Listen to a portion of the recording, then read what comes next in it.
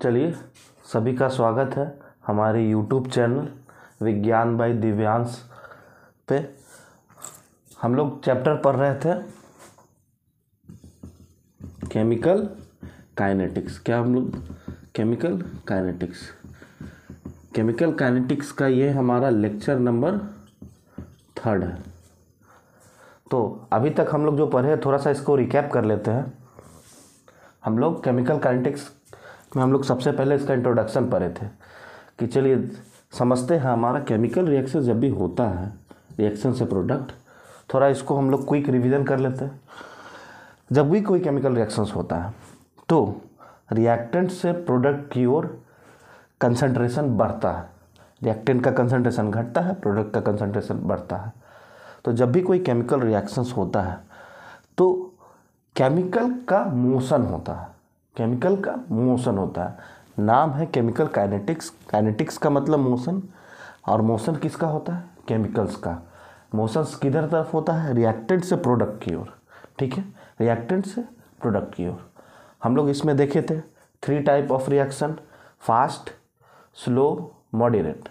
Fast reaction किसको बोलते हैं? जब हम किसी पेट्रोल को में आग लगाएंगे तो वो इतना जल्दी जलेगा कि हम उसका रेट पता नहीं कर पाएंगे।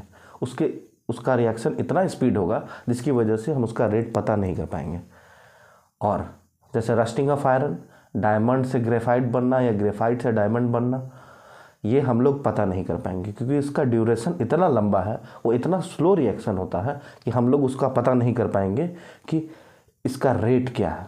तो चाहे वो स्लो रिएक्शन हो चाहे वो फास्ट रिएक्शन हो, हम लोग इस दोनों टाइप का रिएक्शंस का पता, रेट ऑफ रिएक्शन पता नहीं लगा पाएंगे।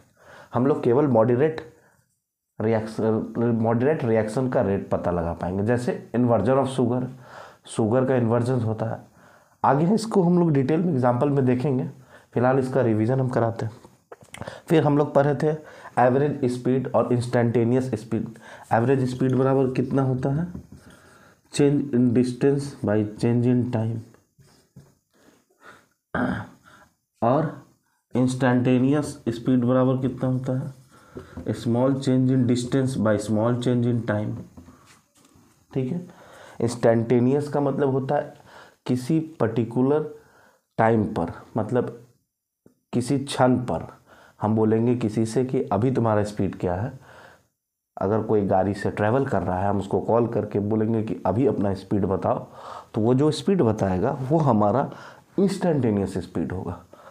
ठीक, और फिर हम लोग पढ़े थे इसी का एवरेज।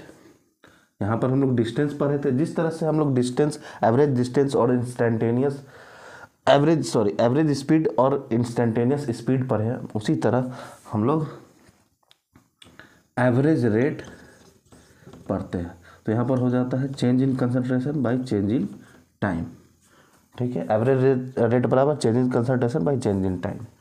और इंस्टेंटेनियस रेट बराबर small change in concentration by small change in time. ये हम लोग पढ़ लिए थे, small change in concentration, small change in time. ठीक है, फिर हम लोग पढ़े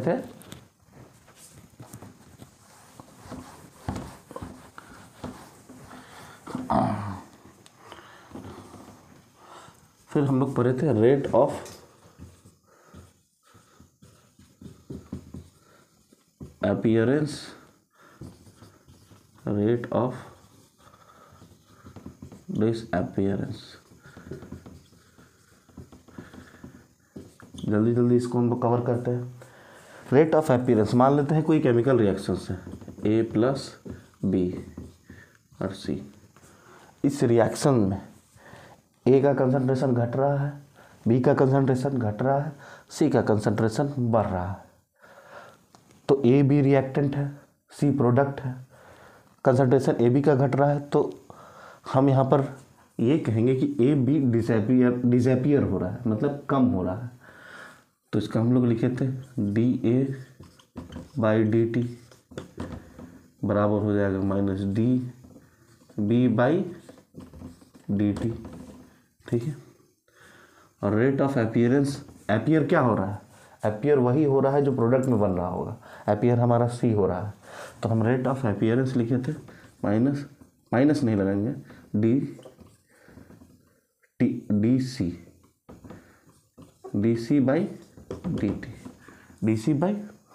D T.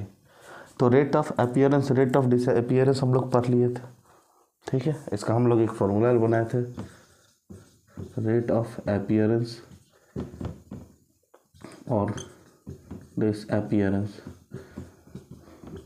Plus minus change in concentration by change in time, plus वाला फॉर्मूला हम लोग लगाएंगे प्रोडक्ट के लिए, माइनस वाला लगाएंगे रिएक्टेंट के लिए, क्योंकि रिएक्टेंट का कंसंट्रेशन हमेशा घटेगा, प्रोडक्ट का कंसंट्रेशन हमेशा बढ़ेगा। रिएक्टेंट का कंसंट्रेशन घटेगा, प्रोडक्ट का कंसंट्रेशन बढ़ेगा, ठीक है। चलिए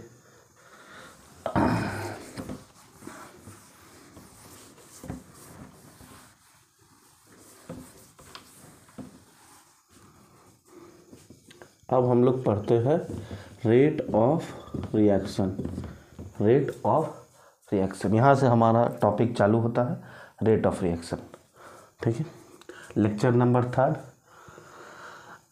रेट ऑफ रिएक्शन। एग्जाम्पल के थ्रू समझेंगे। एक एग्जाम्पल ले लेते हैं, जैसे मान लीजिए A+2B और C, ये रिएक्शन है। हम इसका रेट लिखना चाहते हैं, तो रेट लिखने का हम तरीका बताते हैं, minus dA/dt minus 1/2 dB/dt by dC/dt। Product में माइनस नहीं लगेगा, रिएक्टेंट में माइनस लगेगा।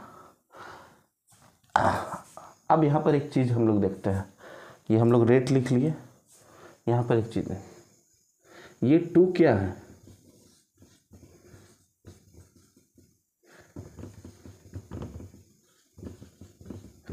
ये है स्टिचियोमेट्री कोफिशिएंट। स्टिचियोमेट्री कोफिशिएंट। अब हम लोग पूछते हैं व्हाट इज स्टिचियोमेट्री। हम इसका और एग्जांपल देखकर इसको समझाएंगे कि हम लोग इसको कैसे लिखते हैं। बहुत ढेर सारा एग्जांपल लेंगे। पहले हम देख लेते हैं व्हाट इज स्टिचियोमेट्री। स्टिचियोमेट्री क्या है? स्टिचियोमेट्री का मतलब होता है number of species involve in chemical reaction. क्या होता है? Number of species involve in chemical reaction. Number of species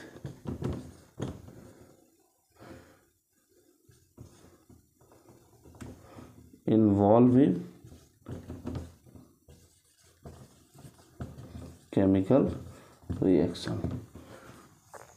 मतलब एक केमिकल रिएक्शंस जो भी हो रहा है, इसमें जितने स्पीसीज इन्वॉल्व है उसको हम बोलते हैं स्टिचियोमेट्री। जितने स्पीसीज इन्वॉल्व है उसको बोलते हैं स्टिचियोमेट्री। मतलब ये हमारा 2 जो हो गया, ये B का स्टिचियोमेट्री कोफिशिएंट हो गया। B का स्टिचियोमेट्री कोफिशिएंट हो गया। ए के पहले कुछ नहीं है, तो यहाँ पर कुछ नहीं का मतलब 1 तो होगा ही। स्टिचियोमेट्री कोफिशिएंट इसका 1 हो गया। यहाँ भी कुछ नहीं है तो हमारा 1 तो होगा ही। तो number of species involve in chemical reactions, इसका मतलब ये होता है कि कितने स्पीसीज इन्वॉल्व है इस केमिकल रिएक्शन में, कितने स्पीसीज इन्वॉल्व है इस केमिकल रिएक्शन में। अब जैसे मान लेते हैं कि इसमें टोटल कितने स्पीसीज है, 2 ठो B है, 1 ठो A है, तो टोटल 3 स्पीसीज इन्वॉल्व है। कितने स्पीसीज इन्वॉल्व है रिएक्शन? 3 स्पीसीज इन्वॉल्व है। मतलब 3 स्पीसीज इन्वॉल्व हो रहे हैं तब हमारा एक प्रोडक्ट C बन रहा है। 3 स्पीसीज इन्वॉल्व हो रहे हैं तब हमारा एक प्रोडक्ट बन रहा है। तो जितने स्पीसीज इन्वॉल्व होंगे किसी केमिकल रिएक्शन में उसको हम कहेंगे स्टिचियोमेट्री कोफिशिएंट। स्टिचियोमेट्री कोफिशिएंट, ठीक है। समझ में? स्टिचियोमेट्री क्या होता है? Number of species involve in chemical reaction. ठीक है। चलिए इसको, इसका प्रभाव रेट पे क्या पड़ता है इसको ये हम देखेंगे।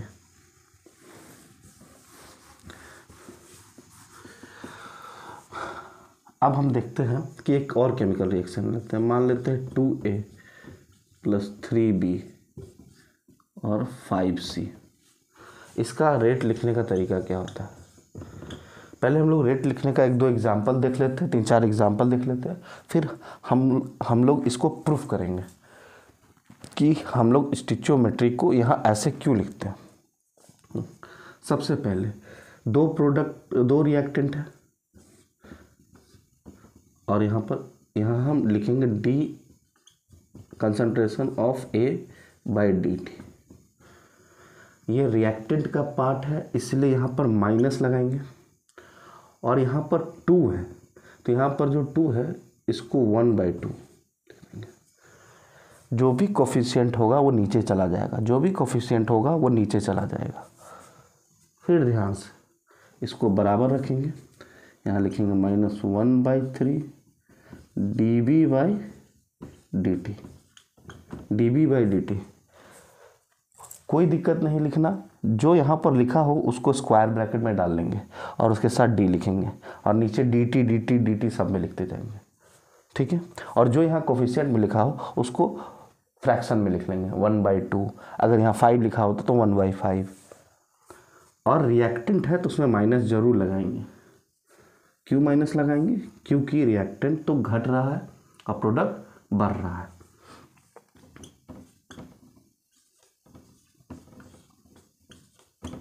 ठीक है, यहाँ पर देखिए हम लोग माइनस नहीं लगाए क्योंकि प्रोडक्ट क्या हो रहा है, अपीयर हो रहा है, ठीक है। और जो यहाँ पर इसका कोफिशिएंट है वो बाई में लिख लेंगे, ठीक है। ये हमारा एग्जाम्पल सेकेंड हो गया।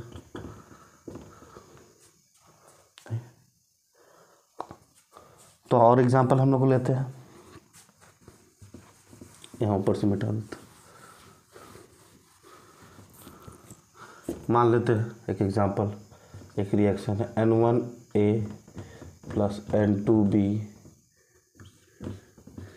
N3C + N4D, ठीक है। N1A + N2B N3C N4D। N1 N2 N3 N4 ये हमारा स्टिचियोमेट्री कोफिशिएंट है। N1 N2 N3 N4 ये हमारा स्टिचियोमेट्री कोफिशिएंट है।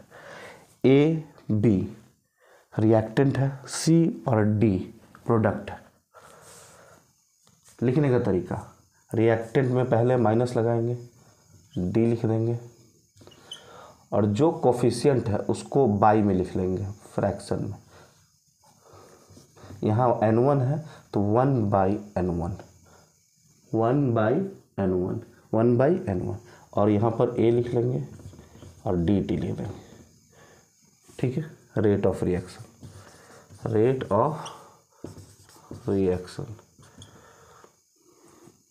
फिर यहाँ पर माइनस लगाएंगे।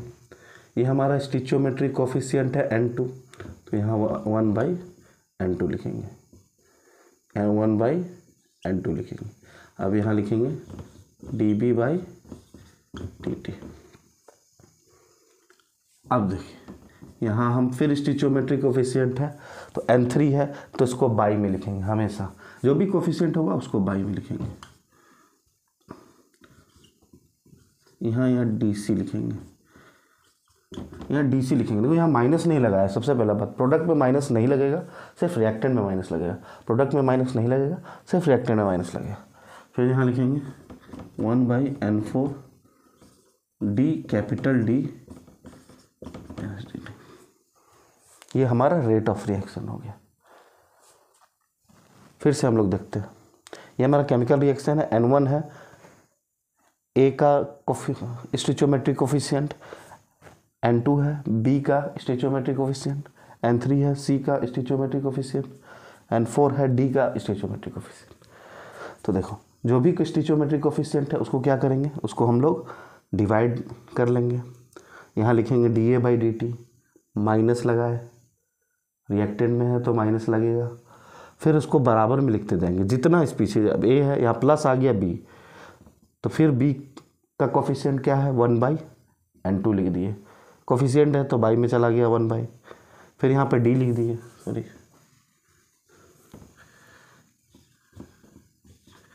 डी, मतलब change in concentration of B with respect to the change in concentration of time, मतलब dt के रिस्पेक्ट में dB कितना चेंज हुआ, dt के रिस्पेक्ट में dc कितना चेंज हुआ, n3 से डिवाइड कर दिए, क्यों, क्योंकि n3c का स्टिचोमेट्रिक कोफिशिएंट है, n3c का स्टिचोमेट्रिक कोफिशिएंट है, n4d का स्टिचोमेट्रिक कोफिशिएंट है, तो यहाँ dd/dt लिख लेंगे। कोई दिक्कत हो गया?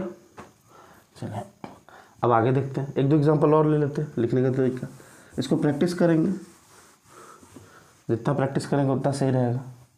कोई भी रिएक्शन है, मान लेते हैं सिंगल रिएक्टेंट है,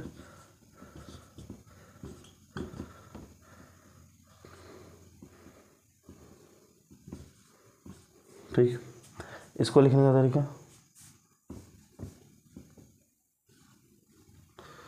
देखो, रिएक्टेंट है, स्टिचोमेट्रिक कोफिशिएंट है, रेट ऑफ रिएक्शन है, लिखना है, स्टिचोमेट्रिक कोफिशिएंट है नीचे जाएगा, रिएक्टेंट है तो माइनस लगेगा, डी ए का कंसंट्रेशन बाई डी टी, फिर यहाँ प्रोडक्ट है, प्रोडक्ट में माइनस नहीं लगता है, कोफिशिएंट है नीचे जाएगा, d b by D t लिख देंगे, यहाँ पर 1/3 d C by D t लिख देंगे। कोई दिक्कत? Rate of reaction, rate of reaction लिखना हम लोग सीख गए, और भी कोई भी रिएक्शन का रेट ऑफ रिएक्शन लिखना हम लोग आसानी से लिख सकते हैं, अब मिल जाए तो, ठीक है, कोई दिक्कत?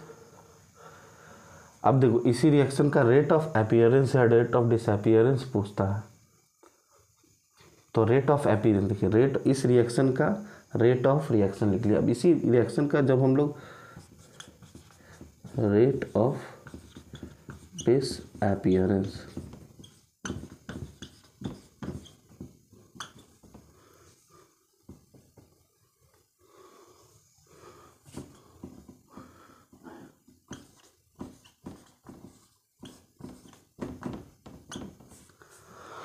Rate of disappearance, A disappear हो रहा है, ए घट रहा है, क्यों, ए रिएक्टेंट है, तो देखो रेट ऑफ रिएक्शन में हम लोग 1/5 dA/dt लिखे, इसमें हम लोग माइनस dA/dt लिखे, इसमें हम लोग 1/5 लिखे।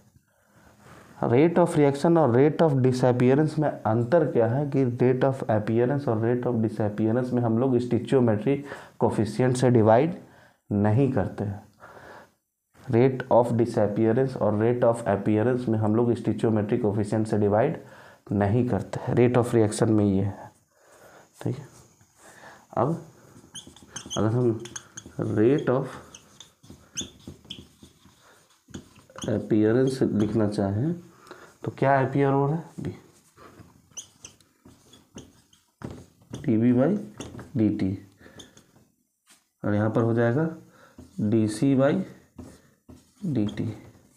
dC/dt, जिसे अगर दिखाई नहीं दे रहा हो तो यहाँ पर dB/dt और dC/dt, यही बात यहाँ पर लिखे है, बट यहाँ पर 2 लिखा हुआ है, 2 से डिवाइड है, यहाँ पे 3 से डिवाइड है, लेकिन यहाँ पर स्टिचियोमेट्रिक कोफिशिएंट से डिवाइड हम लोग नहीं करेंगे।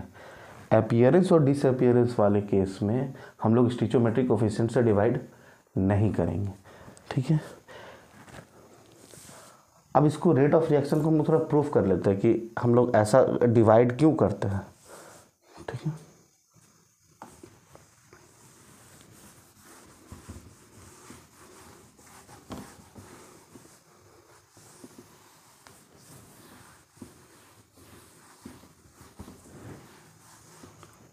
चलो ये एग्जाम्पल के थ्रू थोड़ा हम लोग प्रूफ करते हैं।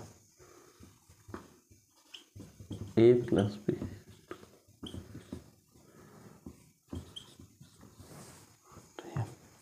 ये एक केमिकल रिएक्शन है, ठीक है।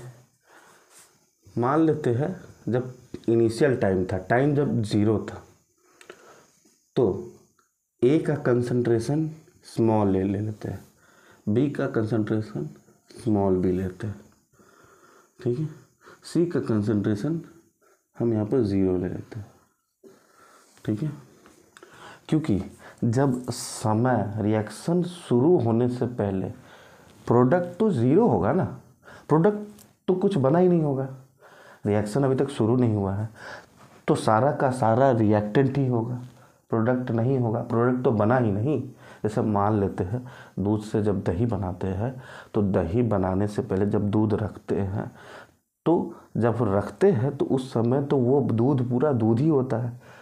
हम ये कहेंगे कि उसमें 1 चम्मच या 1 बूंद भी तो वो दही नहीं बना होता होगा शुरू में, रिएक्शन का शुरू में।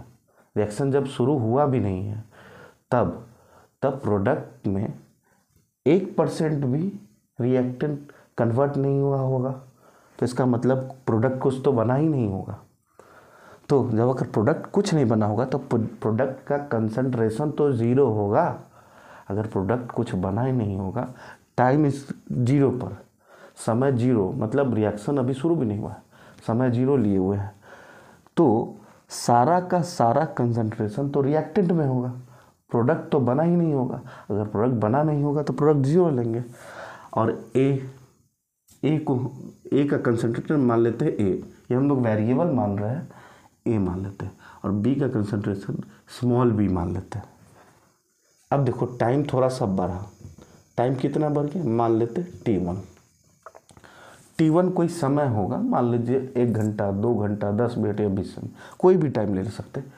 टाइम T1 पे जैसे ही कुछ समय बीता होगा तो रिएक्शन शुरू हो गया होगा, रिएक्शन शुरू हुआ होगा तो रिएक्टेंट से प्रोडक्ट में कन्वर्ट होना शुरू हो गया होगा। अगर रिएक्टेंट से प्रोडक्ट में कन्वर्ट होना शुरू हो गया होगा तो रिएक्टेंट घटना शुरू हो गया होगा, प्रोडक्ट बढ़ना शुरू हो गया होगा। रिएक्टेंट घटना शुरू हो गया होगा, प्रोडक्ट बढ़ना शुरू हो गया होगा। क्या हम बोले, जैसे ही थोड़ा समय बीता तो रिएक्शन शुरू हुआ होगा, रिएक्शन शुरू हुआ होगा तो रिएक्शन शुरू होने के बाद रिएक्टेंट घटना शुरू हो गया होगा, प्रोडक्ट बढ़ना शुरू हो गया होगा। रिएक्टेंट घटना शुरू हो गया होगा, प्रोडक्ट बढ़ना शुरू हो गया, ठीक है। तो मान लेते हैं कि ए में से x घट गया और बी में से 2x घट गया। ए में से x घट गया, बी में से 2x घट गया। टाइम T1 पर ए में से x घट गया, बी में से 2x घट गया। अब बी में से 2x क्यों लिए, देखिए यहाँ पे स्टिचोमेट्रिक कोफिशिएंट 2 है, इसका स्टिचोमेट्रिक कोफिशिएंट 1 है, तो इसमें से अगर x घटा तो इसका 2 गुना घटा होगा ये, ठीक है। मान यहाँ रेशियो क्या है, 1 a के साथ 2 b है, 1 a के साथ 2 b है, तो 1 a b से अगर x घटा होगा तो उसका 2 गुना b में से घटा होगा। ध्यान से समझो, a का 2 गुना, यहाँ पर 1 है, यहाँ कुछ नहीं तो स्टिचोमेट्रिक कोफिशिएंट 1 है तो यहाँ 2 हो गया। तो अगर इसमें से जितना घटेगा ना तो इसका 2 गुना इसमें से घटेगा, ठीक है। इसमें से अगर x घटा तो इसका 2 गुना इसमें से घटा, क्यों, क्योंकि इसका स्टिचोमेट्रिक कोफिशिएंट 2 गुना है, स्टिचोमेट्रिक कोफिशिएंट 2 गुना है। अब इस दोनों में से जितना घटा होगा उतना ही प्रोडक्ट बना होगा। यहाँ x घटा, 2x घटा, तो प्रोडक्ट में कितना चला गया होगा, 3x, प्रोडक्ट में 3x, प्रोडक्ट में 3x। कोई दिक्कत, रिएक्टेंट घटा प्रोडक्ट बढ़ा, रिएक्टेंट घटा प्रोडक्ट बढ़ा, रिएक्टेंट जितना घटेगा प्रोडक्ट उतना बढ़ेगा, रिएक्टेंट जितना घटेगा प्रोडक्ट उतना बढ़ेगा। रिएक्टेंट 3x घटा, प्रोडक्ट 3x बढ़ा, रिएक्टेंट 3x घटा, प्रोडक्ट 3x बढ़ा, ठीक है, समझ में। अब हम लोग यहाँ पर देखेंगे, रेट ऑफ डिसअपीयरेंस ऑफ ए किस रेट से डिसअपीयर हुआ है, तो यहाँ पर हम देखेंगे कि हम लोग लिखते हैं minus D A by D T, लिखते हैं minus D A by D T, ठीक है। D A by D T लिखते हैं। D A by D T का मतलब होता है final concentration minus initial concentration bye final time minus initial time, final time minus initial time देखते हैं। तो हमारा फाइनल कंसंट्रेशन ए का कितना, ए माइनस एक्स, इनिशियल कंसंट्रेशन कितना है, ए बाई, हाँ हम डी टी लिख लेते हैं, मान लेते हैं, रहने देते हैं। टाइम T1 या हम इसको T1 माइनस, यहाँ पर हम चलो T1 माइनस 0 लिख सकते हैं। देखो यहाँ पर माइनस लगा देते हैं, माइनस फॉर्मूला में था। अब देखो माइनस से प्लस से कट गया, ठीक है। तो यहाँ माइनस, अंदर में माइनस एक्स है, बाहर का माइनस तो कैंसिल आउट हो जाएगा, प्लस एक्स हो जाएगा, ठीक है। यहाँ पर डी लगा हुआ है, सॉरी डी लगाना भूल गए, माइनस डी हो गया, तो प्लस डी एक्स भाई, हम यहाँ पर डी टी लिख सकते हैं। T1 माइनस 0 को हम डी टी लिख सकते हैं, डी टी ही रहना, D X by D T, ठीक है। अब हम लोग देखते हैं rate of disappearance of B, rate of disappearance of B by दस D we by D T, D we by D T. तो डी बी का मतलब क्या हो गया, final concentration minus initial concentration, final concentration minus initial concentration. Final concentration क्या है, B minus 2x, ये हमारा फाइनल कंसंट्रेशन है, ये इनिशियल है। शुरू में जब रिएक्शन नहीं हुआ था तब इनिशियल कंसंट्रेशन बी का बी था, स्मॉल बी, लेकिन टी समय के बाद, T1 समय के बाद बी का कंसंट्रेशन बी माइनस 2x हो गया। तो b minus 2x minus d b minus 2x minus b by D t cancel out हो गया, यहाँ पर ये भी कैंसिल आउट हो गया, 2D, यहाँ पर 2 कोफिशिएंट है और कोफिशिएंट हमेशा डिफ्रेंशिएशन में बाहर निकल जाता है, तो dx बाई डी टी हम लाने देते हैं, कोई दिक्कत, 2dx by D t.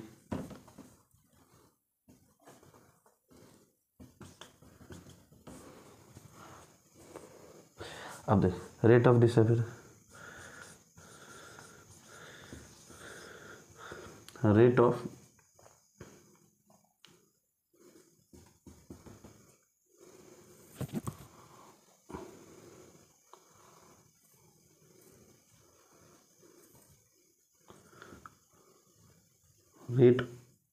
rate of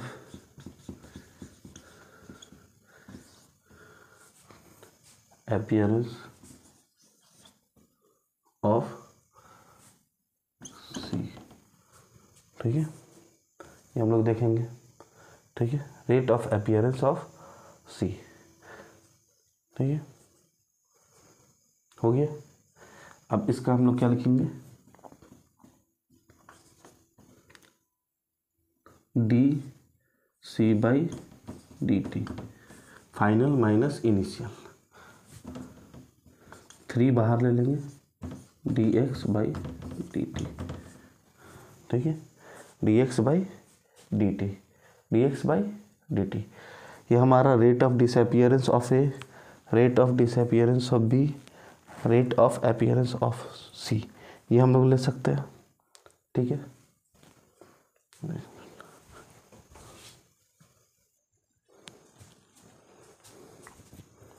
चलिए ये हम लोग देख लिए।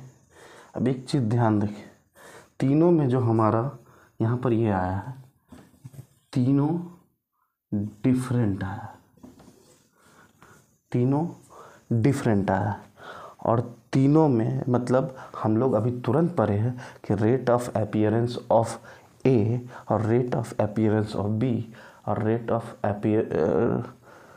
Rate of disappearance of A, rate of disappearance of B is equal to rate of appearance of C. मतलब ये तीनों का आपस में रेट बराबर होता है। ठीक है, क्या बराबर होता है? रेट बराबर होता है। लेकिन यहाँ पर हम लोग को अलग दिख रहा है, यहाँ पर dx/dt 2 into dx/dt 3 into dx/dt, ये अलग दिख रहा है। तो इसको सेम करने के लिए एक ही रिएक्शन में एक चीज़ हम लोग ध्यान रखेंगे, एक ही रिएक्शन में रिएक्टेंट का रेट और प्रोडक्ट का रेट डिफरेंट नहीं हो सकता। एक ही रिएक्शन में रिएक्टेंट का रेट और प्रोडक्ट का रेट डिफरेंट नहीं हो सकता। एक ही रिएक्शन में रिएक्टेंट का रेट और प्रोडक्ट का रेट डिफरेंट नहीं हो सकता। इसका मतलब ये हुआ, यहाँ dx/dt है तो यहाँ भी dx/dt ही होना चाहिए और यहाँ भी dx/dt ही होना चाहिए। लेकिन यहाँ पर dx/dt है तो यहाँ पर 2 इंटू dx/dt आ गया, तो यहाँ पर 3 इंटू dx/dt आ गया। ठीक है, तो अब हम लोग रेट ऑफ जब रिएक्शन निकालेंगे तो ये हमारा तीनों सेम आना चाहिए, ये हमारा तीनों सेम आना चाहिए। ध्यान से फिर से एक बात, एक ही रिएक्शन में रिएक्टेंट का रेट और प्रोडक्ट का रेट डिफरेंट नहीं हो सकता। एक ही रिएक्शन में रिएक्टेंट का रेट प्रोडक्ट का रेट डिफरेंट नहीं हो सकता। यहाँ पर हम लोग अगर इसको रेट मान लेते हैं तो ये तीनों सेम होता हमको दिख नहीं रहा है।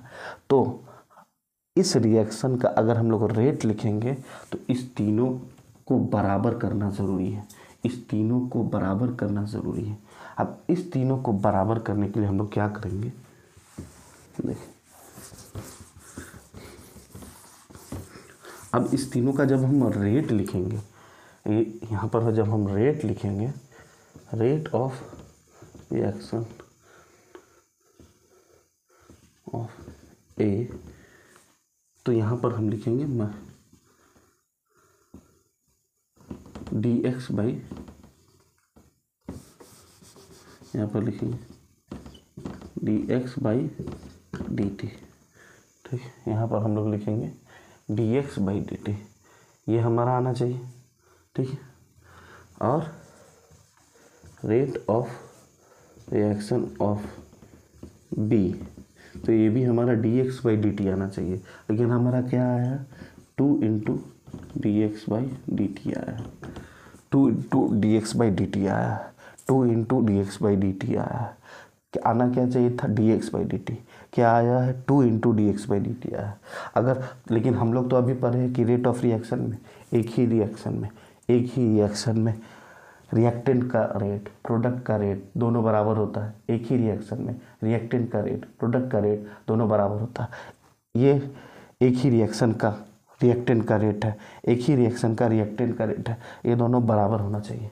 लेकिन यहाँ पर dx/dt है, यहाँ पर 2 इंटू dx/dt है, इस दोनों को बराबर करना है।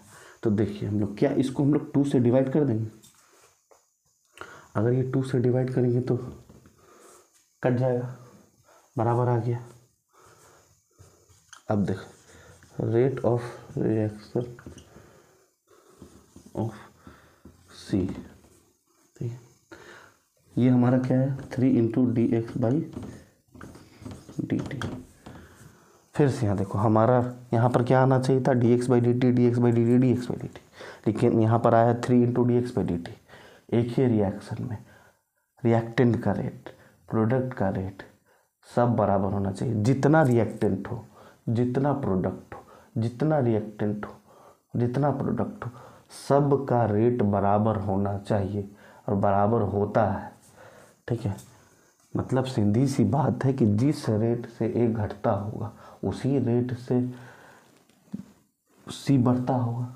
मतलब ए जो घट के जा रहा है सी बनने के लिए, ए घट के जो सी बनने के लिए जा रहा होगा, तो यहाँ से जितना घटता होगा उतना ही तो सी पे जाता होगा। मतलब ए से कोई पार्टिकल केमिकल रिएक्शन कोई छोड़ के जाता होगा, तो जितना केमिकल्स ए को छोड़ के जाता होगा उतना ही तो सी में जाता होगा। तो ए जितना स्पीड से ए से भागेगा उतना स्पीड से सी के पास पहुंचेगा, जितना स्पीड से ए से भागेगा उतना स्पीड से सी के पास पहुंचेगा। समझिए एग्जाम्पल की तरफ। अब देखो यहाँ पे क्या है, तो हमको रेट सबका सेम करना है, तो 3 से डिवाइड कर देंगे। ठीक है, तो यहाँ रेट बराबर हो गया।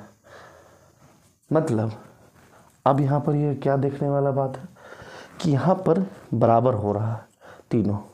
ठीक है, यहाँ पर ये बराबर हो गया। बराबर करने के लिए हम लोगों को स्टिचियोमेट्रिक कोफिशिएंट्स से डिवाइड करना पड़ा। रेट ऑफ रिएक्शन को बराबर करने के लिए यहाँ पर हम लोग स्टिचियोमेट्रिक कोफिशिएंट से डिवाइड करना पड़ा। ठीक है, rate of reaction of b, ये हमारा आया था रेट ऑफ डिसअपियरेंस, ये आया था रेट ऑफ अपीयरेंस।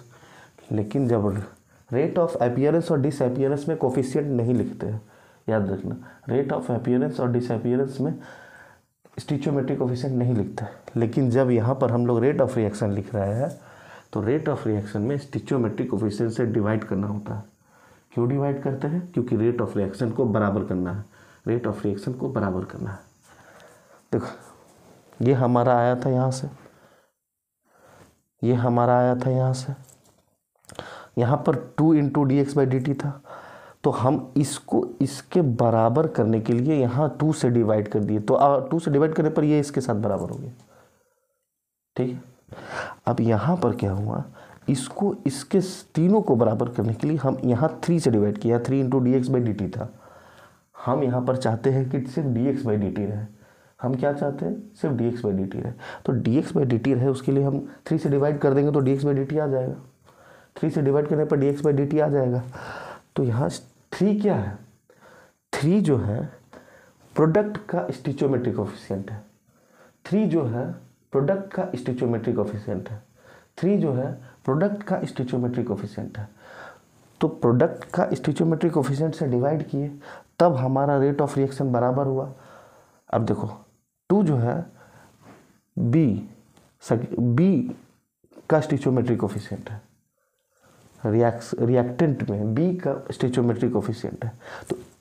तो ये इसके बराबर कब हुआ? जब बी का स्टिचियोमेट्रिक कोफिशिएंट से हम लोग डिवाइड किए तब रेट ऑफ रिएक्शन बराबर हुआ। जब बी का स्टिचियोमेट्रिक कोफिशिएंट से डिवाइड किए तब रेट ऑफ रिएक्शन बराबर हुआ। तो ये हमारा ये हुआ प्रूफ। तो प्रूफ ये कहता है कि रेट ऑफ रिएक्शन जब भी हम लिखते हैं, अब इसको हम मिटाकर इसको हम, ये हमारा प्रूफ हो गया, एक्सप्लेनेशन हो गया। इसको मिटाकर हम इसको एक लाइन में लिखना चाहेंगे